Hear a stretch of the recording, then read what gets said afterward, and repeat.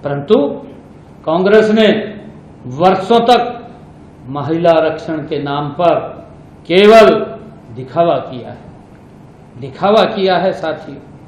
मैंने कहा है कि जब वो चुनाव आ जाता था, समिति बना दी जाती थी, बहाने, फिर उसके बाद बहाने बनाने शुरू कर देते थे, ये नहीं होगा, वो नहीं होगा, उसको लटका के रखा, भटका करके रखा।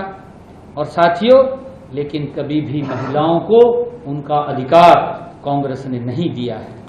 और दूसरी तरफ अगर हम देखें, नरेंद्र मोदी जी के नेतृत्व में जो नारी शक्ति वंदन अधिनियम लेकर के महिलाओं को सम्मान देने का काम नरेंद्र मोदी जी ने किया है, लेकिन जब उसे लागू करने की घड़ी आई साथियों, तब विपक्ष का असली चेहरा, जो महिला विरोधी चेहरा है साथियों, वो देश के सामने आया है। साथियों, विपक्ष ने परिसीमन के नाम पर झूठ और भ्रम फैलाने का काम किया है और अधिनियम को तो पीछे रख दिया, दूसरा और विषय लेकर के कहा ये तो परिसीमन तो होगा भाई, उसी के अंदर या कोई खतरा है तो बताए ना, क्या खतरा है? कांग्रेस खत्म हो चुकी है, ये खतरा है। कांग्रेस को कैसे बचाया जाए, परिवार को कैसे बचाया जाए, कैसे परिवार को सुरक्षित किया जाए, परंतु जो गेल लग रहे हैं वो भी डूब रहे।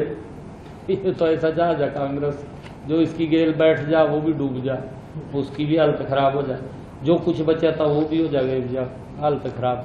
2029 के चुनाव में ये लेकर के आते हैं ना, कभी कहते हैं कहा जी ये राहुल गांधी वो उस पवित्र संविधान की बुक फेंका, जगह जगह घूम रहे, कभी कहीं मंचा के ऊपर चढ़ रहे हैं। आप लोग देख रहे थे चुनाव के अंदर कितना झूठ फैला दिया, कहा संविधान को खतरा।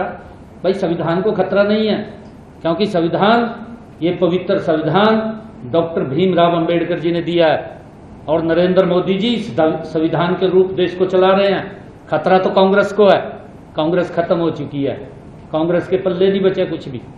और अब आने वाले समय के अंदर जब महिलाओं का इतना बड़ा विरोध किया है तो अब तो कुछ बचा ही नहीं है।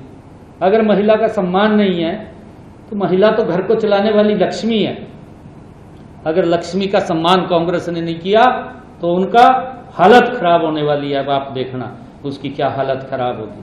साथियों, इन्होंने जो भ्रम फैलाया परिसीमन को लेकर के, झूठ बोला और कहा भी गया कि इसमें कुछ राज्यों को नुकसान होगा, ये भी कहा गया कि राज्यों को नुकसान होगा, ये विपक्ष के द्वारा कहा गया।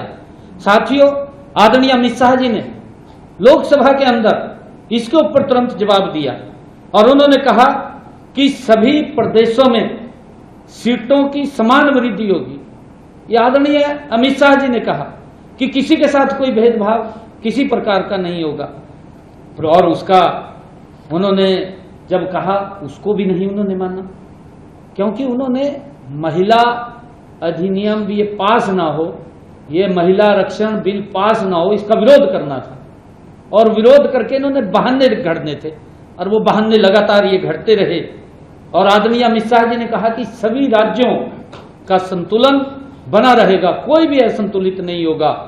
फिर भी विपक्ष के नेता लगातार झूठ फैलाने का काम करते रहे, झूठ बोलने का काम करते रहे। उनका उद्देश्य महिलाओं को साथियों अधिकार देना नहीं, बल्कि स्वार्थ की राजनीति करना उनका एक विशेष उद्देश्य है। आपके राज्य की खबरें, आपके शहर की खबरें सबसे पहले जानने के लिए देखते रहें अमर उजाला। चैनल को सब्सक्राइब जरूर कर लें और पाएं हर अपडेट।